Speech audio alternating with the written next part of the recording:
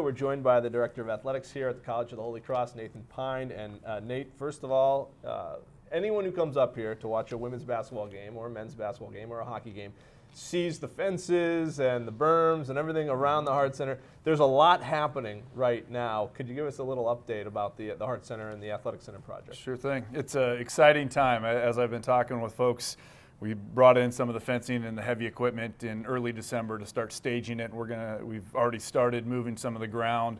There'll be some of the low charge blasting and removing some of the ledge to make room for that indoor facility coming up here in January. So a lot of good stuff happening. We've been talking about this facility for a long time.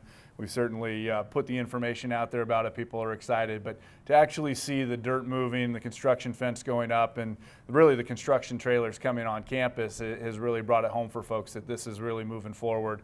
It's a 2-year construction project, so there's a lot of moving parts to it, but to be underway is an exciting time. It certainly helps with recruiting conversations. It has our student athletes and alums very excited. This is something, you're coming up on 2 years now here, right, at the College of the Holy That's right. Cross.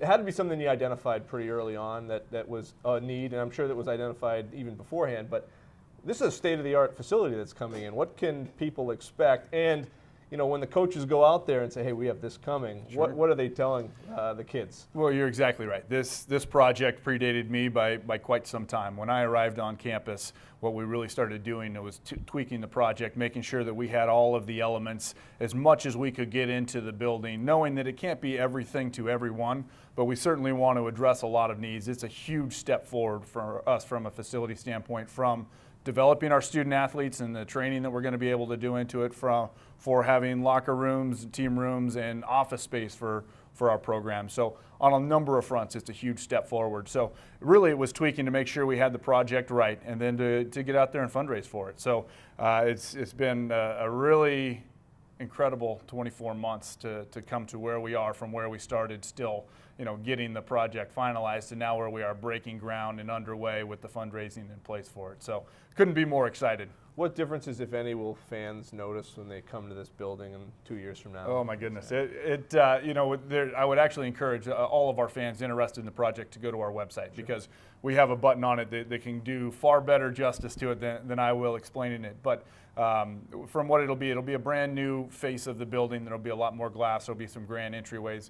But really, what I'm probably most excited about is the strength and conditioning areas, the indoor practice space, what we're going to be able to do to a lot of those things to develop our student athletes and our teams, because that will be the major impact on our programs. There'll also be some cosmetic things to the arena and to the ice that our fans will benefit from, but really it's about the student athlete development. So there's so much going into the building that we could be here for hours, sure, talking about the different elements, but we have it pretty well outlined on our website. And for folks that are really interested in diving into the project, I encourage them to go to that and really take some time with it, because it's a pretty incredible project. So that's happening, obviously, and guys like Bill Gibbons and Bill Carmody, they're going out and they're telling their guys, hey, listen, this is happening, and maybe right, Coach Gilmore and some of the soccer coaches, and you have a Belichick on the staff now as well. And how does that kind of draw in a student athlete?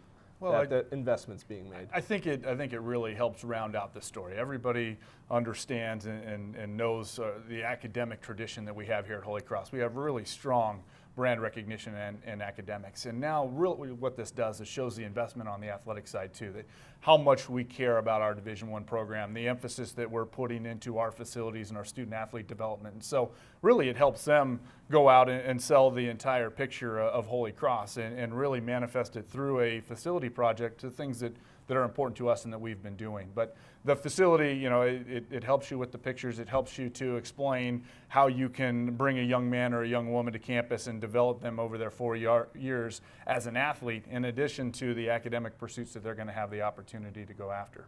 And obviously the basketball teams and the hockey teams are front and center. Let's talk a little bit about the winter season right now and the basketball teams. And the women's team playing well to start things off. The men's team playing well. They battled down in one of their early games to Navy. But you've got two teams that are trying to make a push here. And how important? Obviously, winning is important for the programs. But how much does Holy Cross put into winning? Well, I think winning is really important. At the end of the day, that's the easiest way to measure the success of our athletic department. We're doing incredible things in the classroom. That's not always seen front and center, but when you open the sports page and you see the win-loss record, you know how our teams are doing. So it's important for us to be very competitive there.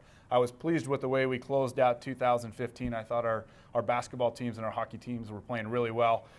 While we needed the break for exams and to give the kids a bit of a rest, it was tough because we really had some momentum going closing out 2015. We've come back here in this first season of 2016 and had a nice start. We got 3 of our 4 competitions this last weekend. So I'm happy to see some of that momentum carry through the break. And I think it's really important. It's what our fans identify with. It's the esprit de corps of our campus. Our students get more energized as our teams are playing better. And you know, on the men's side in basketball, we've got a new coaching staff, and so we're still starting to adjust to some of those changes. But I'll tell you, the team's playing really well, and we see moments where things are very exciting and headed exactly where we want it to.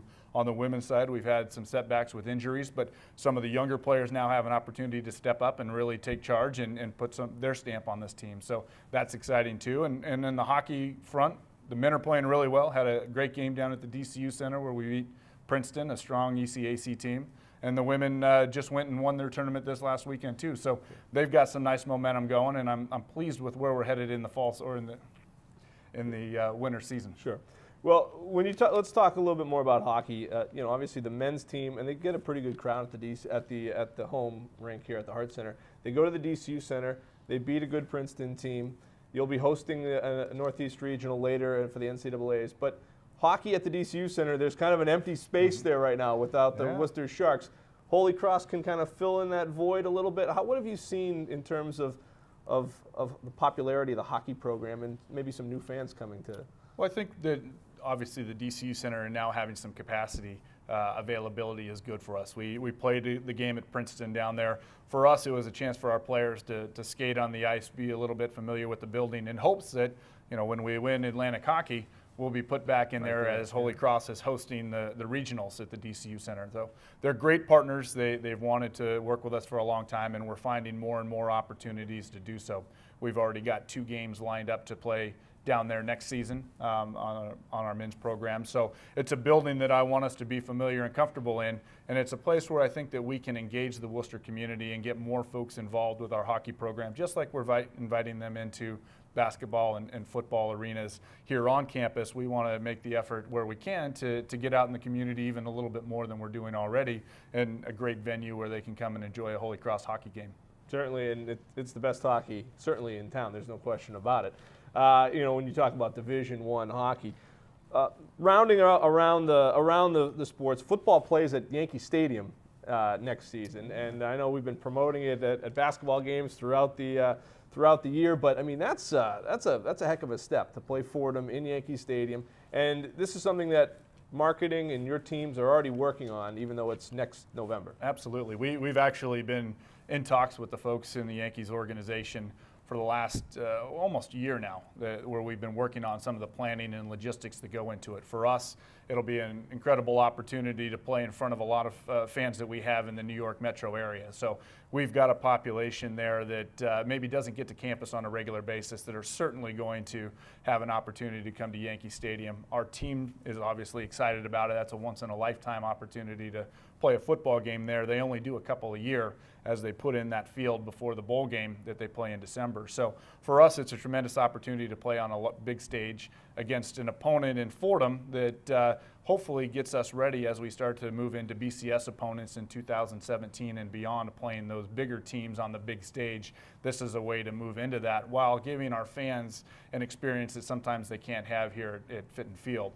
The other really neat thing is, because it is Yankee Stadium, because it is that time of year, I think we're going to see a lot of folks come in from out of the area that don't necessarily get to a Holy Cross football game come in and join us. We're going to try and do a lot of things as an institution around the football game to make it, you know, 3-4 days leading into the game of activities Holy Cross centric, not just Holy Cross athletic centric, but promoting the institution and a lot of the great things that are going on from an academic standpoint, from an alumni engagement, and then obviously the football game hopefully being the centerpiece of that on Saturday. Certainly alums in Southern Connecticut, New York, New Jersey, that whole area. So easy trip for everybody, and it's an easy trip for folks coming in from out of the region too. Yeah, getting into the metro area is pretty simple. We have some travel packages already put together. We've got a headquarters hotel, in addition to folks that maybe want to stay down in Manhattan and do a lot of what the city has to offer. So I think it's got a little bit for everyone. Even the casual sports fan hopefully will be joining us down there, because I think it's a real opportunity to raise the profile of our athletic department and our football team. Hopefully the casual sports reporter will be joining you down there as well. I hope so. Nate, 2 years in what, February right now? What's the official? Can you believe it's been almost 2 years? You know, it goes by pretty fast, Yeah. Andy. I think that we had the anniversary of the announcement here in December. Right. So I think I actually started, though I was on the phone and doing a lot of stuff from Maryland as I was ramping up to it. I think my official start date was in February, but 2 years has gone fast. Yeah. I think we've got a lot done. We've got a lot more ahead of us. So I'm excited about the way things are going. Is there one or two? I mean, obviously you had a couple of big sports, big hires, a basketball coach, a hockey coach. Is there anything you look back at over the 2 years, say, you know, that's something I'm most proud of, and then something you're looking ahead for the next year? I think you learn a little bit from everything. I think I feel much more comfortable with Holy Cross, what Holy Cross is all about, you know, how to attract top coaches when we do have openings, also how to build our programs and make them more successful. And so I think all of that comes into it. I wouldn't point to any one hire or one thing. Obviously the facility is going to be really important to us, but there are a lot of things that are important to us in making this program where we all want it to be. So I'm pleased with the body of work when you look back at 2 short years, how quickly they've gone, but how far we've come as an athletic department. I think we're headed in the right direction. I'm excited about that. And how much purple did you have in your wardrobe in Maryland versus now? Let's just say it's grown exponentially. All right. It's all part of it, and you know, from the athletic gear to, you know, the athletic director's ties and shirts that he wears on a daily basis. Plenty of purple in the wardrobe.